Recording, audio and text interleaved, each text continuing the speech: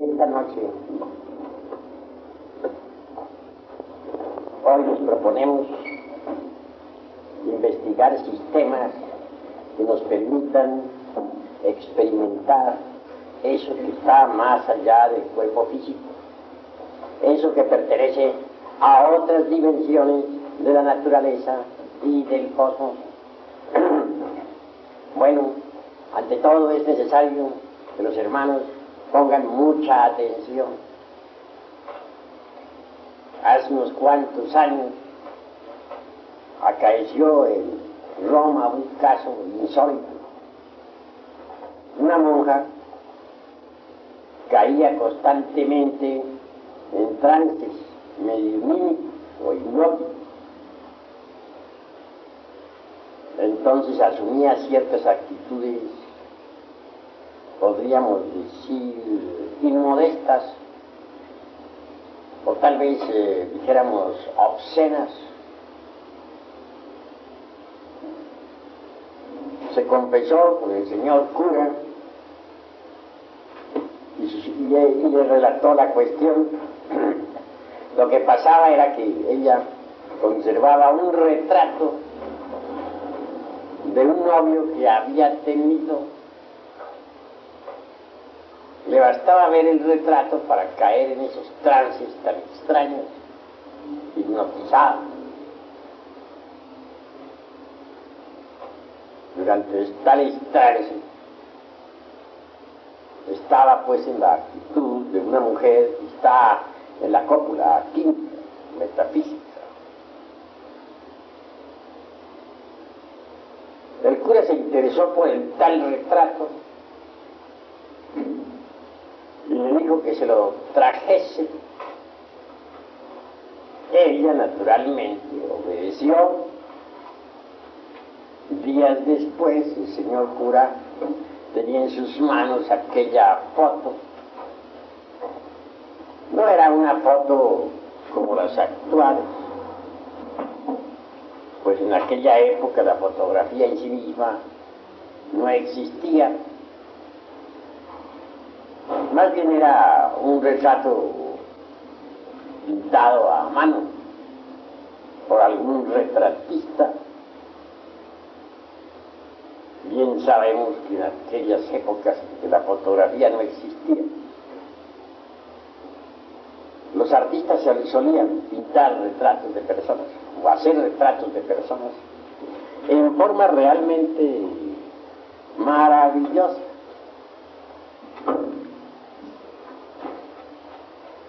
Mas al examinar aquel retrato se pudo evidenciar claramente que tenía un marco bastante interesante, un marco lleno de piedras, no diría preciosas, sino más bien piedras de adorno, piedras falsas o fantasías, pero que en todo caso eran brillantes.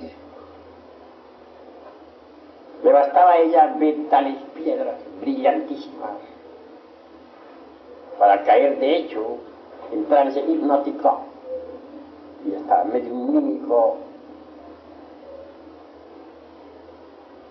El cura le experimentó con ella y el resultado siempre fue el mismo.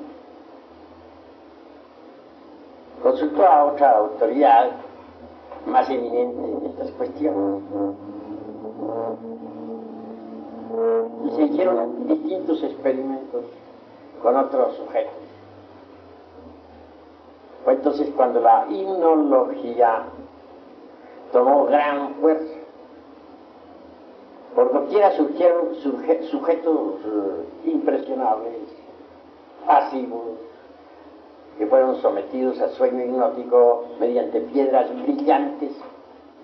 Se hacía mirar fijamente a las piedras brillantes, se hacían pases sobre la cabeza, cuerpo del paciente, y este estaba en sueño profundo. Se puso de moda entonces la curación por medio del hipnotismo. Todo esto acaecía en plena Edad Media, cuando ardían las hogueras de la Inquisición por todas partes. Así que la hipnología que hoy se estudia en la Facultad de Medicina, pues no es cosa nueva, ni la aplicación del hipnotismo a la cuestión médica tampoco es una novedad. Ya se ensayó en ese sentido en aquella época. No está de más decir que tales ensayos resultaban en el fondo peligrosos, porque el santo oficio estaba muy activo. Pero hasta los mismos clérigos se habían interesado por el caso de la monja. Se propagó entonces por toda Europa la cuestión de la hipnología, que bien pronto se sucedió con el mediumismo y afines. Toda clase de experimentos psíquicos se suscitaron a raíz de la cuestión esa.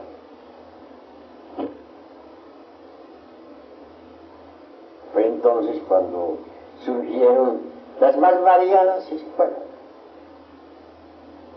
Mucho más tarde aparecieron en escena, ya después de algún tiempo, personajes como Richard Charcot, César Lombroso, Camilo Flammarion, etcétera.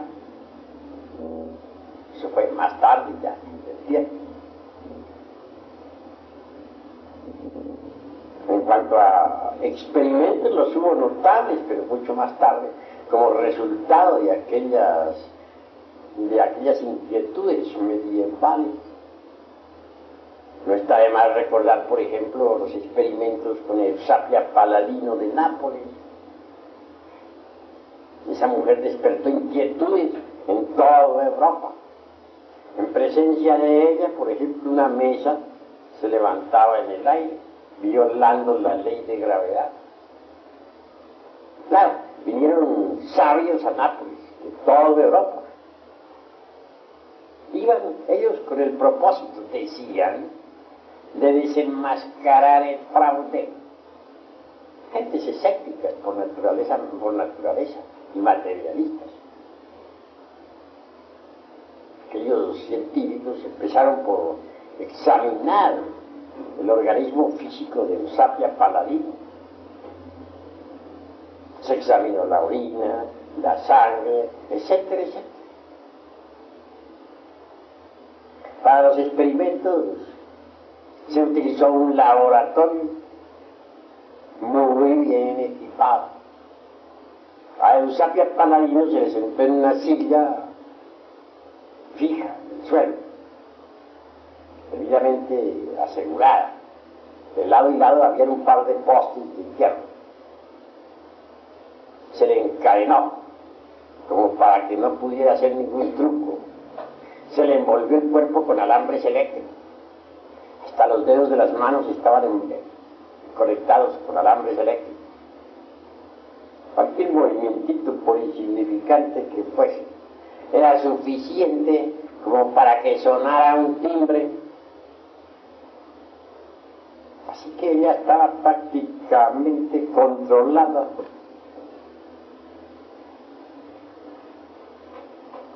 Sin embargo, después de las correspondientes sesiones, o digo yo, después de caer ella en trance hipnótico, se sucedieron fenómenos extraordinarios. Ciertamente una mesa levitó en el aire, se tomaron fotografías, se pudo verificar que no había ningún truco. Los científicos se convencieron hasta la saciedad de tal hecho y no les quedó más remedio que rendirse ante la evidencia. Una bandolina que había en el suelo fue levantada por manos invisibles en presencia de todos, y de ella salieron melodías inefable. Un aparato de música que estaba metido dentro de una caja de acero herméticamente cerrada y debidamente cargada con electricidad a alta tensión. resonó deliciosamente, tocada por manos invisibles. La madre de Botassi, un gran científico, que había muerto hacía muchos años, hizo su aparición en pleno laboratorio. La fotografiaron. Avanzó hasta donde estaba su hijo y le abrazó, llamándolo con el apodo caritativo de familia, y diciéndole: hijo mío, sí. Todo eso fue formidable. Y no cabía truco ahí. Se tomaron moldes en yeso, de mano, de rostro, etc. Básculas o balanzas debidamente controladas se movieron por sí mismos y marcaron determinados pesos específicos. Manos que podían pasar sobre pedazos fosforescentes de papel, sobre capas de fosforescentes, y eran visibles porque para el experimento se apagaban ciertas luces, se dejaban y permanecía todo controlado. Cualquier sospecha de truco era suficiente para que se encendiera un foco. No cabían trucos. Después de todo, los científicos esos regresaron a sus países de origen perfectamente convencidos. Su escepticismo quedó destrozado, reducido a polvareda cósmica. Fueron formidables tales experimentos. ¿Y qué diremos de los experimentos de William Kroc en California? En esa casa en una casa de Millville, carecieron fenómenos insólitos. Comenzó a llover piedras sin motivo alguno dentro del interior de la casa. Lo curioso es que las piedras salían por una ventana y entraban por otra. Movimientos extraños que no se correspondían en modo alguno a las leyes de la física.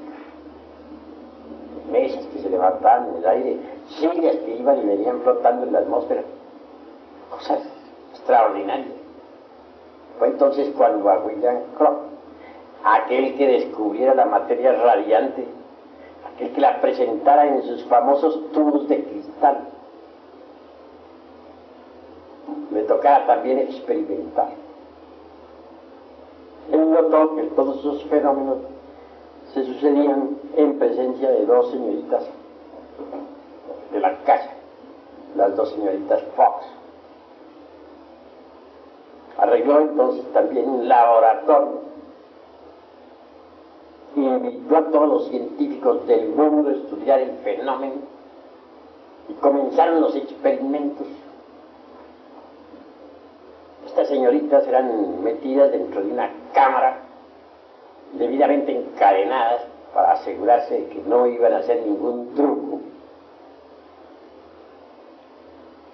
Y luego venían los fenómenos. Se materializó entonces Katie King, una mujer muerta hacía muchísimos años.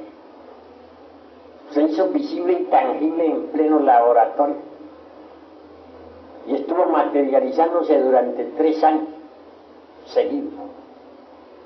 Las señoritas Fox, en tanto, caían en estado de trance.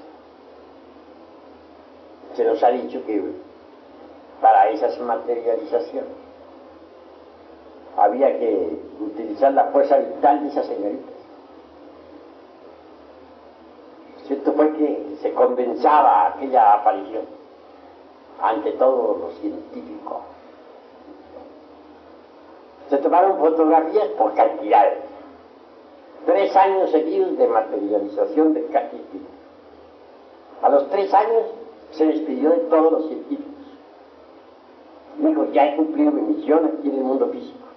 Les he demostrado que los difuntos continuamos viviendo en los mundos superiores. A eso he venido y mi misión está cumplida. se despidió de todos entre lágrimas y sollozos. Las cámaras de fotografía fueron registrando los procesos de desmaterialización de aquella difunta. Todavía les dejó materializado un buque de cabello como recuerdo. Sabios vinieron, repito, de toda Europa, y incrédulos todos en un 100%. Sin embargo, tuvieron que convencerse, porque hechos son hechos, y ante los hechos tenemos que rendirnos. Después de aquellos experimentos de Katniss, quedó demostrado físicamente la realidad del más allá. ¿Y qué diremos de aquel medium woman francés que en estado de trance flotaba en la atmósfera, que flotando en la atmósfera sentado sobre una silla salió por una ventana y entró por otra en un alto piso, que metía el rostro entre carbones y encendidos y no se quemaba, etcétera? Fueron fenómenos de orden popular. ¿Cómo negarlo cuando los científicos los comprobaron?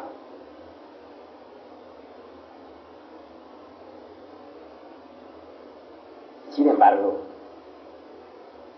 es obvio que esas comprobaciones de tipo psíquico experimental tampoco llevaron a nadie a la iluminación. Nadie se transformó con eso.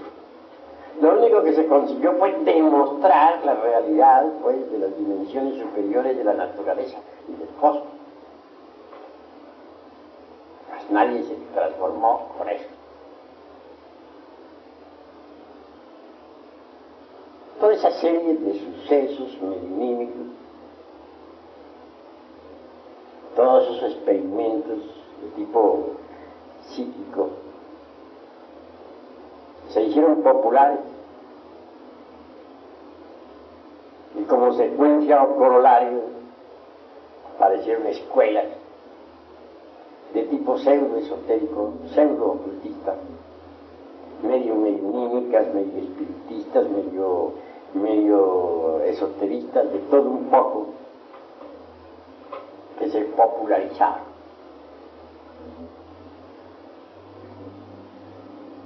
No voy a pronunciarme contra ninguna escuela, porque no es ese el objetivo de esta plática. Únicamente quiero decirles que tales escuelas de tipo semi-esotérico, semi-espiritista abundaron como secuencia o corolario de tantísimas investigaciones de tipo psíquico. Mas esas escuelas tampoco poseyeron una auténtica tradición esotérica. No fueron escuelas que permitieran la transformación del ser humano. Dichas escuelas poseyeron una abundante biblioteca y muchísimos eruditos, pero no condujeron a nadie a la transformación, a la autorrealización íntima del ser. Apareció un tipo de gentes muy curiosas, ionizadoras en un 100%. Las hemos denominado personalidades kalkianas. Así las hemos llamado debido a que son gentes de esta época del Kali Yuga. Se distinguen por su erudición, mas no poseen realmente autorrealización íntima ni esoterismo auténtico. Son gentes que tienen dogmas. Uno de ellos, por ejemplo, es aquel de la evolución. Surgió del fondo de escuelitas como las de Allan Kardec, Leon Davis, etc. Si leemos nosotros a fondo a Kardec en su libro que titula El libro de los espíritus, veremos allí el dogma de la evolución. Parece que también influyó muchísimo Darwin con su teoría de la evolución y transformación de las especies, que influyó en forma muy decidida sobre todas esas escuelas kantianas. Al fin y al cabo apareció una jerga muy curiosa de eruditos sin autorrealización, sin conocimiento ninguno de la sabiduría de la serpiente, sin capacidades para investigar fuera del cuerpo físico, en forma positiva y consciente, sin experiencia práctica sobre alquimia, sin experiencia directa sobre cábala verdadera, sin conocimiento real de la anatomía oculta del hombre, etcétera. Esa curiosa jerga pareció echar raíces por todas partes y se multiplicó en forma evidente por todo el mundo. Ahora tienen distintos nombres. No seré yo precisamente quien vaya a publicar los nombres de todas esas escritas, porque cada cual es libre de pensar como quiera, y en modo alguno me propongo atacar a otras organizaciones. Así les diría a ustedes que se basan en fundamentos falsos. Cuando uno no conoce la sabiduría de la serpiente, cuando uno no es un verdadero alquimista de laboratorio, cuando uno no es capaz de operar prácticamente con la alquimia y de moverse en cualquier sefirote, cuando uno es esclavo del dogma de la evolución y está lleno de infinitos temores y prejuicios, obviamente marcha por el camino del error.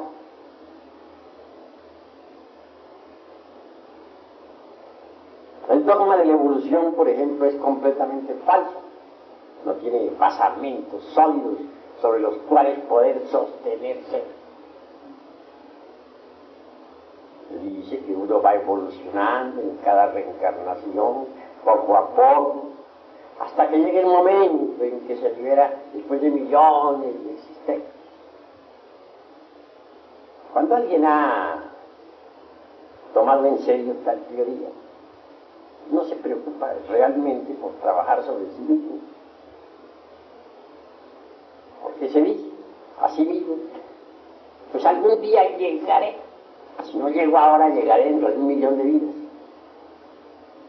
En esas condiciones pierde el tiempo y al fin nos sorprende el hecho de que se agota su ciclo de existencia y no le queda más remedio que ingresar en la involución sumergida de los mundos infiernos. Ha perdido su tiempo. Tales escuelas, entre otras, le infundieron a las gentes temor sobre el Kundalini. Eso es peligroso, eso si se desvía el Kundalini por otro lado, se despiertan las más terribles pasiones, que se vuelve loco. Entonces, ¿para qué le hablan a la gente del Kundalini? Pues mejor sería que no lo citaran. A luego de decir que es peligroso, pues mejor no le digan nada. Primero le hablan bellezas sobre la Kundalini, que abre todos los chakras, que desarrolla todos los poderes, que lo conduce a uno a la iluminación, etc. Y después le salen con que es peligroso, que mejor no se metan. Mejor en esas condiciones se va al fracaso. Claro. Primero le dicen una cosa y luego le dicen otra, le dicen que no despierte el Kundalini porque es peligroso. Entonces, ¿para qué se lo mencionan si es peligroso?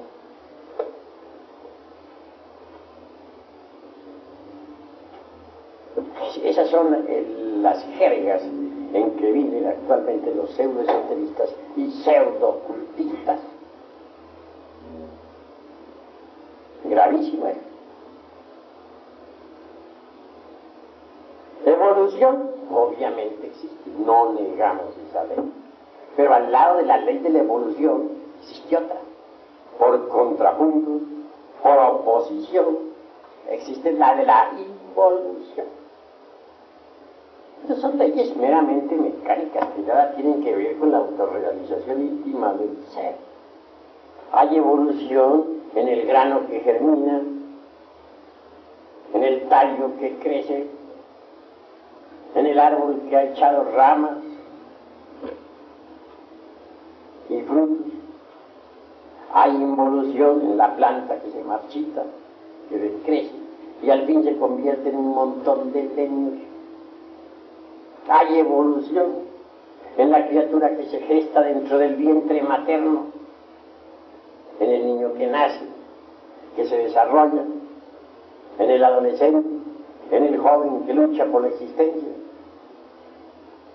en el hombre maduro y fuerte, etc. Pero hay involución también en el anciano, en el hombre que cada día envejece más y más, y que al fin entra en estado de decrepitud y muere.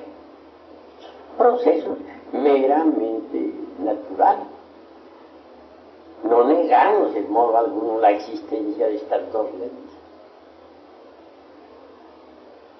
En lo que no estamos de acuerdo es en atribuirle a las mismas principios y conceptos completamente equivocados. Toda esta jerga de tipo dogmático, toda esta pseudosapiencia teórica de las distintas escuelas del pseudo-ocultismo y pseudo-esoterismo barato, surgieron en realidad como secuencia o corolario de todo ese psiquismo anterior, espiritismo, mediunismo, mesas parlantes, sujetos en trance, etc. Entonces esa jerga no tiene realmente fundamentos sólidos. No tiene sistemas de investigación superior. Porque en modo alguno me parece correcto. Y querramos nosotros basar nuestros experimentos exclusivamente en sujetos pasivos, clínicos. Se ven tantos errores en el psiquismo barato. Me parece que los hombres serios en modo alguno deberían ocuparse de esa clase, dijéramos, de fenómenos tan ignorantes. Como cita diré algo muy interesante. A poco tiempo, en el inicial de la hermana República de Venezuela, cierta mujer de tipo mediúnico cayó en estado de trance. Una dama que todavía no había disuelto el ego, y que por lo tanto en modo alguno estaba preparada para recibir desideratos cósmicos o mensajes trascendentales del ser. Pero lo curioso es que ya estando en estado medionímico le dio por ser sabia, llamó a fulano de tal y le dijo: tú has recibido la primera iniciación, misterios mayores. Tú, fulano de tal, tienes la cuarta. Tú, sultano, la quinta. Total, que todos los hermanitos de ese inicial resultaron mahatmas, puros hierofantes. Ahí no había ninguno chiquito, todos eran grandotes. Hermanitos recién llegados ya eran hierofantes. Afortunadamente ese inicial se cerró, gracias a Dios, porque habían caído en un estado de locura insoportable. De cuando en cuando se dan esos casos en los lumiciales de algún psíquico cargado de yoes, subjetivo en un 100%, que cae en trance y ya se nos vuelve sabio. Todo esto nos está indicando, estimables hermanos, que no es el psiquismo barato, ni el mentirismo, ni los estados incoherentes e imprecisos de una mente desordenada, lo que pueda llevarnos a nosotros realmente a la iluminación. Obviamente no. Existe también la yoga. No quiero pronunciarme contra la yoga, pero sí señalaré algunos peligros. Los hatha yogis, por ejemplo, creen que únicamente a base de puras posturas lógicas es posible la autorrealización íntima del ser. Ese concepto está equivocado. Tampoco quiero irme al otro extremo y decir que alguna gimnasia hatha yogina sea inútil. No, hay ciertas gimnasias hatha yoginas que pueden ser útiles para la salud, para el cuerpo físico. Pero en modo no podrían conducirnos a la liberación final.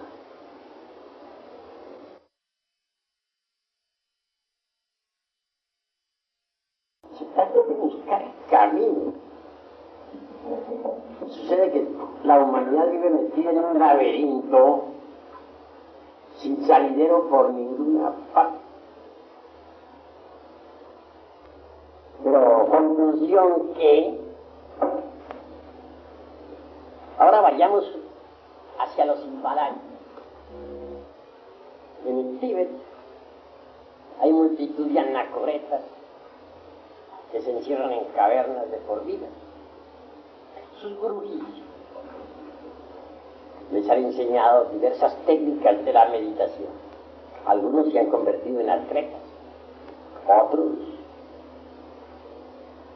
creen ya estar liberados, etc. Hay quienes se alimentan con puras ortigas, hierbas que encuentran alrededor de su caverna, queriendo así convertirse en dioses. Cada cual es libre de pensar como quiera, pero a mí me gusta aclarar usted. No negamos que algunos de esos anacoretas han conseguido hacerse verdaderos atletas de la meditación, en ese estado de éxtasis. Suele suceder que la esencia del yogín se desembotelle, se escape del ego. Y en ausencia del ego, la esencia puede sumergirse entre el vacío iluminado. Aquí hay ausencia de hombres y de Dios, pero se escuchan las palabras del Eterno. Sumergidos tales santos en meditación profunda, experimentan eso que no es del tiempo. Eso, y es la verdad. Más pasado el éxtasis, el chama, retornan otra vez como el genio de Aladino a la botella. Se meten entre el ego para continuar con sus penitencias. Un día de esos tantos puede que se escapen en un mahasamadhi, se desencarnen. La esencia está acostumbrada ya por disciplina y capaz de salirse del ego. Entonces procederá así con la muerte del físico, y esa esencia podrá inclusive hasta viajar a los planetas del Cristo, planetas que giran alrededor de nuestro sistema solar como giran los planetas físicos. Y gozarán de un samadhi delicioso. Sucede que en los planetas del Cristo existe otra naturaleza muy distinta a la nuestra. Así como la naturaleza nuestra, la del mundo físico, está sometida a los procesos de nacimiento, crecimiento, desarrollo y muerte, la naturaleza del Cristo, de los planetas del Cristo que giran alrededor del Sol es diferente. Esa naturaleza es inmutable, eterna. No está sometida a cambios ni a muerte. Por lo tanto, quienes viven en los planetas del Cristo son felices, gozan en su interior, pues, de los esplendores del Cristo íntimo y viven en un éxtasis permanente.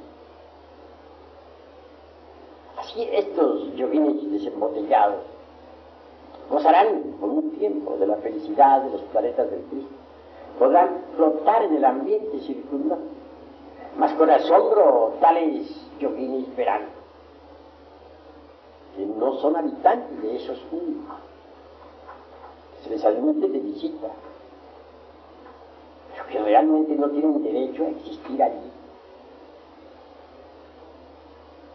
Tan tremendas realidades les lleva a comprender que aún están incompletos, que no están liberados como lo suponían antes de morir. Y con dolor regresan nuevamente, como el genio de la lámpara de Aladino a la botella, es decir, al ego. Así, hay muchos que en el Oriente, en el Tíbet, se consideraban santos e iluminados, que desencarnaron en Mahasamadhi, que el pueblo veneró como a dioses, viven ahora en el mundo, están convertidos en personas vulgares, comunes y corrientes.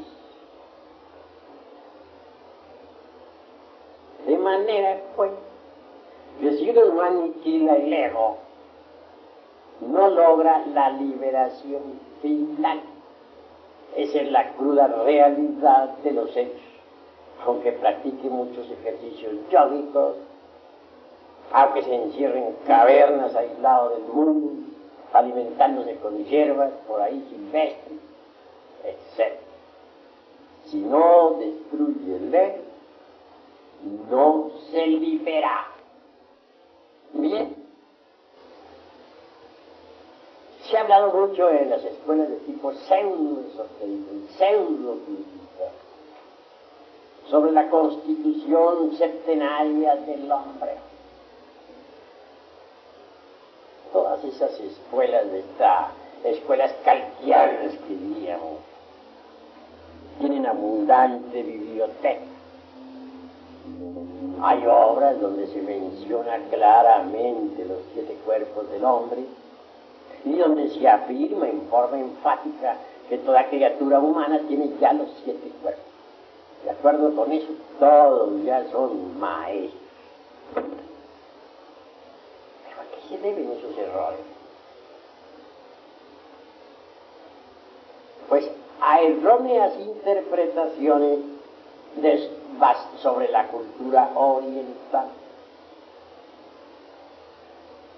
Si hubieran interpretado mejor las cosas, no habrían metido la pata como la han metido. En realidad, de verdad, el ser humano, el humanoide intelectual, para hablar más claro, únicamente posee el cuerpo planetario. ¿Qué se entiende por cuerpo planetario? El cuerpo físico. También tiene ese vehículo su asiento vital orgánico. Ese asiento vital es lo que llamarían los hindustanes el lingam sharira, es decir, el cuerpo vital. Pero cuerpo vital y cuerpo físico son lo mismo, son un solo cuerpo. Porque llamado cuerpo vital o doble etérico, para usar esta vez los términos de las gentes de esta edad kalkiana, no es más que la parte superior del cuerpo físico. Esto es, el cuerpo físico es tetradimensional, tiene 4 dimensiones. La cuarta, vertical, está formada por el cuerpo vital, o lingam sharira. Pero dejando a un lado esta cuestión del cuerpo planetario con su asiento vital orgánico, ¿Qué es lo que tiene el humanoide? Lo único que en realidad tiene adentro es un montón de diablos. Será un poco duro decir esto, pero es la verdad. Aquellos que hayan destruido el ego, que por lo tanto gocen de la verdadera conciencia despierta, podrán verificar por sí mismos lo que estoy en estos instantes afirmando. Hay algo digno, sí, en el humanoide, no lo negamos, la esencia, o el Buddhata, como dicen los orientales, hablando a la luz del Zen o del Chan. Esa esencia está desgraciadamente enfrascada entre los diversos elementos inhumanos que en nuestro interior cargamos. De manera que esos elementos inhumanos son en realidad de verdad un montón de diablos, los demonios rojos de Set, como se dijera en el Alto y Bajo Egipto. Y hablando en el lenguaje tibetano diríamos, esos elementos inhumanos son los agregados, sí, vivas personificaciones inhumanas de nuestros defectos de tipo psicológico. Eso es pues lo que tiene el ser humano, el humanoide. Pero ¿en qué quedamos sobre los cuerpos astrales de que nos hablaban en las escuelas de tipo pseudo-esotérico y pseudo-ocultista? ¿Qué quedamos sobre el famoso manas inferior y manas superior? Es decir, sobre el cuerpo mental y sobre el cuerpo de la voluntad consciente o causal. No, esos cuerpos no los tiene el humanoide. Pero entonces, ¿por qué esas escuelas afirman que sí los tienen? Por una pésima interpretación de las enseñanzas orientales. Mal interpretadas, fueron difundidas en el mundo occidental y condujeron a la gente al error. Los cuerpos astral, mental y causal hay que fabricarlos. Eso es obvio. ¿Cómo se fabrican esos cuerpos? Si uno no tiene nociones de alquimia, ¿cómo haría para fabricarlos? Ante todo hay que ser alquimista, hay que estudiar la alquimia. La alquimia, los alquimistas agitaron toda la Edad Media. Los alquimistas medievales pudieron salvarse gracias a que decían, estaban buscando la fórmula para hacer oro, que su anhelo era ayudar al rey, al gobierno, en cada nación. Así de esa forma y de ese modo escaparon de la hoguera. Se les llamaba también los sopladores.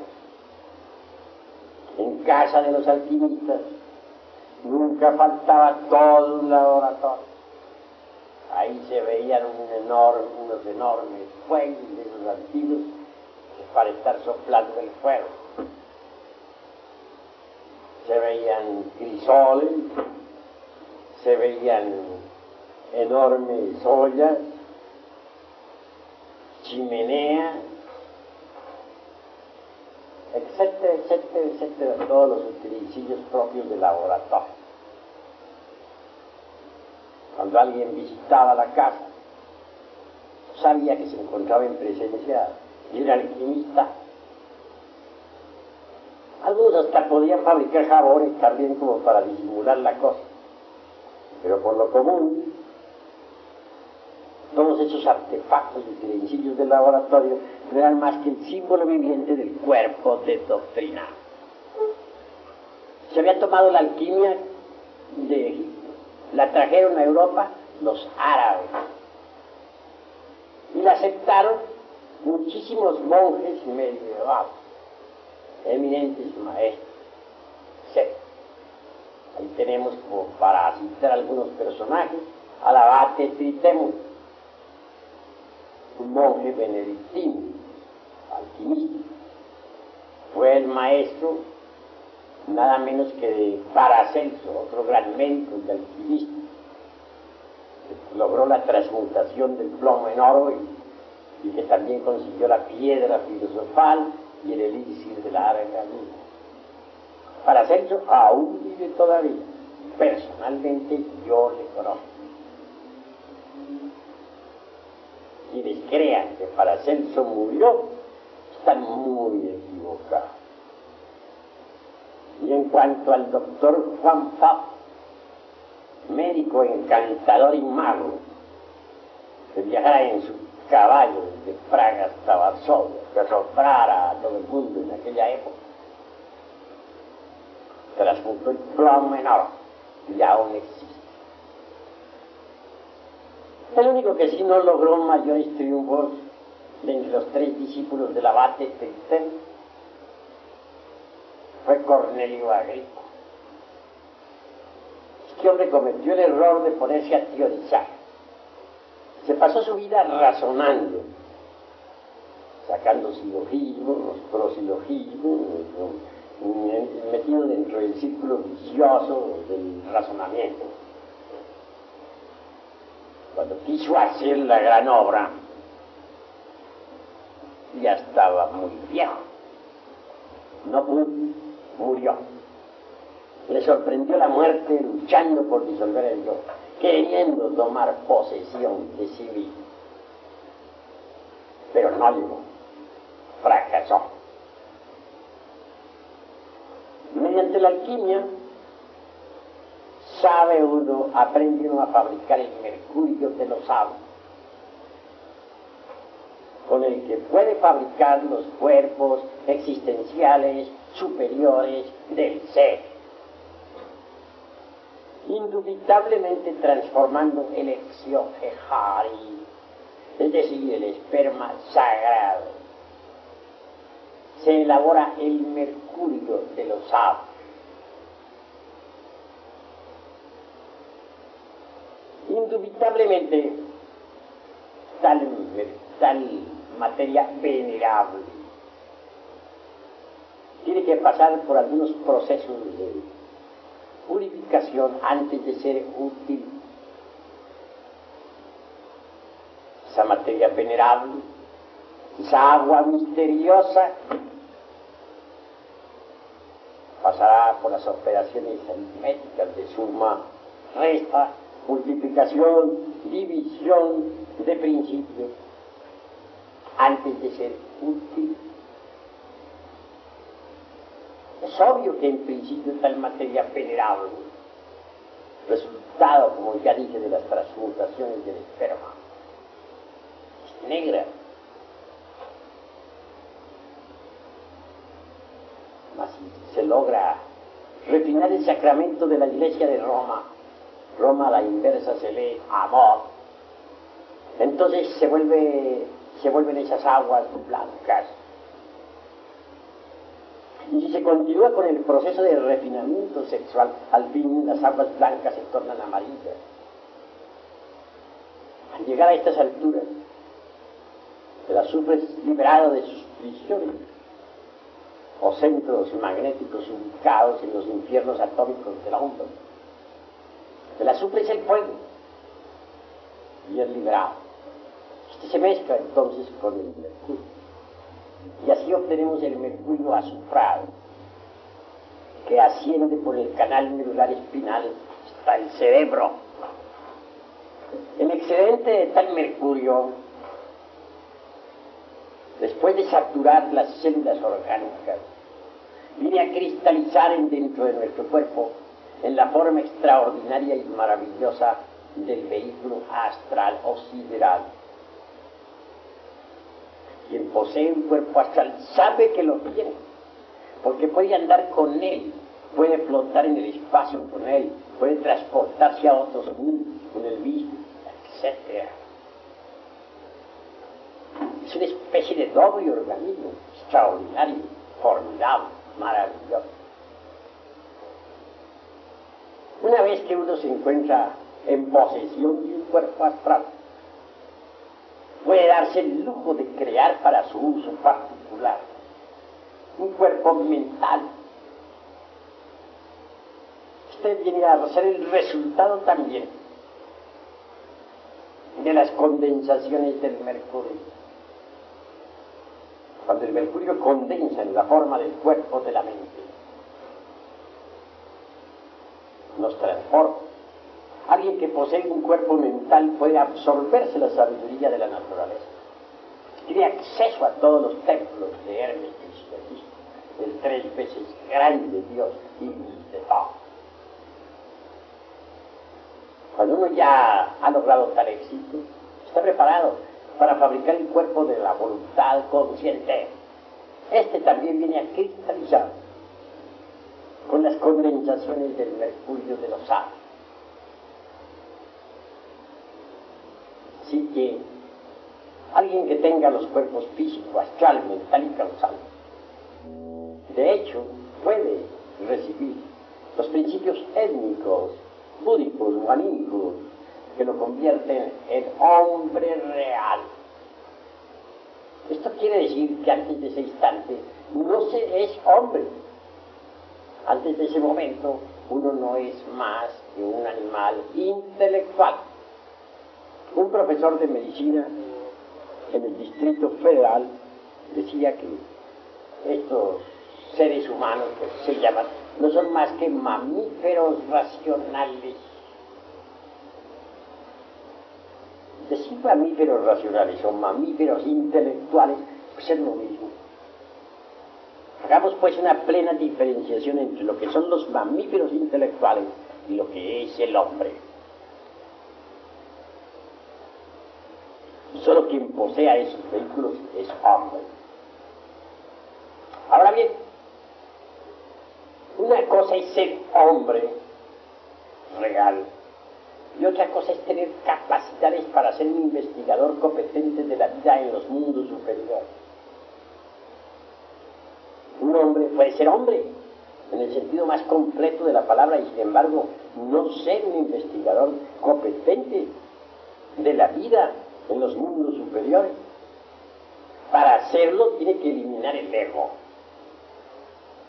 No es por medio del mediumismo como se va a obtener datos exactos sobre la vida en los mundos superiores, sobre los misterios de ultratumba. No es con sujetos en estado de hipnosis como podemos nosotros tener algunas referencias sobre el más allá. No.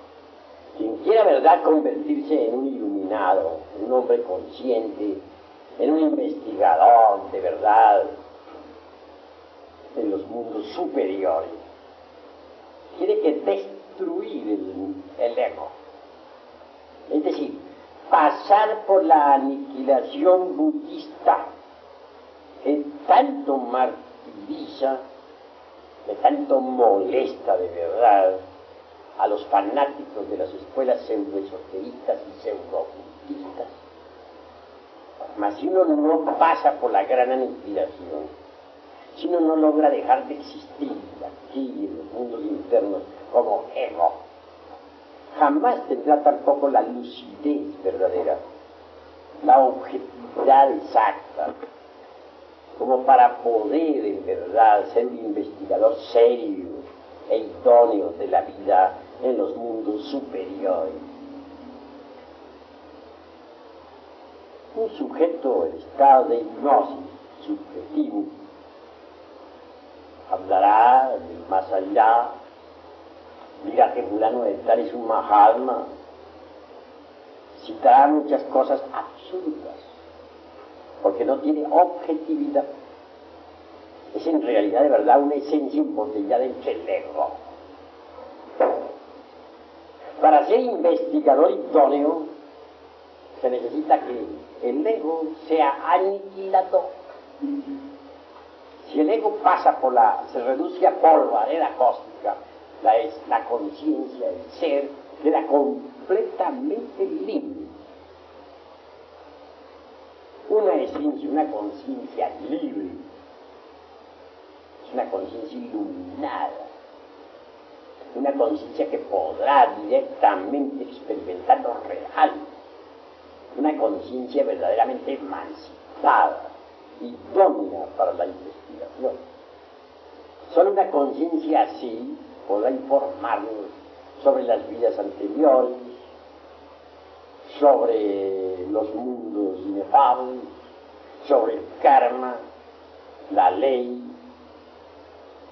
sobre las leyes de evolución, involución, sobre los mundos infiernos, etcétera. Pero que alguien con ego quiere informarnos sobre todo eso, pues no más, no porque no tiene una conciencia libre, no tiene una conciencia resplandeciente, es una conciencia todavía enfrascada, tapada, metida entre distintos receptáculos de materia. Obviamente no posee la idoneidad indispensable para la investigación. Así, mis queridos amigos, nosotros nos proponemos en esta institución darles a ustedes las enseñanzas exactas que les permita pasar por la gran aniquilación para que se conviertan en verdaderos investigadores competentes de la vida en los mundos superiores. ¿Quiénes son los que le han dicho a la humanidad que todos poseen los 7 cuerpos y trazan esquemas sobre eso? Individuos que no han destruido el ego. Entonces, ¿con qué derecho lo hacen? ¿Por qué lo hacen? De esa forma conducen a otros al error. Pero abundan desgraciadamente los pseudosapientes, las personalidades kantianas, por todas partes. Y esto es dijéramos, una especie de veneno que se propaga en todas las direcciones del mundo. Conocer también a fondo la sabiduría de la serpiente. ¿Cómo podría alguien convertirse en maestro de una escuela si no conoce la sabiduría de la serpiente? Si uno no conoce la sabiduría de la serpiente, vive en tinieblas y no logra la liberación. Ejemplo, sostienen falsamente las escuelas de tipo pseudoesotérico y pseudoocultista en todas sus jergas inútiles, que cuando el kundalini puede despertar en cualquier momento, que a través de la meditación o con las prácticas del pranayama o por imposición de manos del gurú, etc. Cosa falsa, pero falsísima. El kundalini no despierta de esa manera. ¿Quiénes hablan así? Los que no han estudiado los tantras tibetanos, los que no han investigado jamás los tesoros de Anahuac. Es bueno saber que en los códices que nos han quedado, aquellos que lograron salvarse después del vandalismo ese de los gachupines, entre líneas está escondida la sabiduría de la serpiente. Tengas en cuenta que la gran Tenochtitlán fue serpentina. Así pues nosotros los mexicanos tenemos una tradición serpentina. Esa es la cruda realidad de los hechos. Hay quienes dicen que en la India hay tesoros extraordinarios, no lo negamos, pero en la India secreta. Sin embargo, aquí sí que en México se habla más claro. En Yucatán, por ejemplo, encontré en un templo una gran serpiente de piedra, en la actitud de tragarse a un hombre que lo tenía pues entre sus fauces. Si ven ustedes cuidadosamente el chalambalán de Chumayel, podrán evidenciar por sí mismos la cruda realidad de que necesitamos ser tragados por la serpiente. Así pues, no bastaría despertar el kundalini. hay necesidad de ser tragados por la serpiente, si es que queremos gozar de los poderes de la serpiente. No es con simple imposición de manos o con pranayama como va a despertar la culebra. No, señor. Despierta con los principios tántricos de los principios, con las enseñanzas secretas de Yamagua, con el esoterismo crístico de la Pistisofía, el gran secreto de los misterios del Leus, con el artificio de los activistas medievales. La clave es muy sencilla: conexión del Lingam Yoni, sin eyaculación jamás, del En Sem, durante toda la vida. Es obvio que si no se llega jamás al orgasmo ese fisiológico, señalado por la medicina, al espacio, así se dice en el varón. En otro sentido, si se evita derramar el vaso de Hermes Trismegisto, ese esperma sagrado, esas secreciones sexuales, se transmutan en energía. Y esa energía es el mercurio de los sabios. En los patios empedrados de los antiguos habitantes de la gran Tenochtitlan, hombres y mujeres permanecían durante meses enteros amando y trabajando en la forja de los cíclopes para despertar la serpiente ígnea de nuestros mágicos poderes. Pero, repito, no bastaría levantar la serpiente ígnea por el canal medular espinal, como piensan muchos yoguines. A gozar de los poderes de la culebra, de la serpiente, tendrá que ser tragado por la serpiente. Pero la serpiente no come inmundicia, no traga nada inmundo. Cuando la serpiente se traga a un hombre, es porque éste ya ha eliminado hasta la última partícula del ego.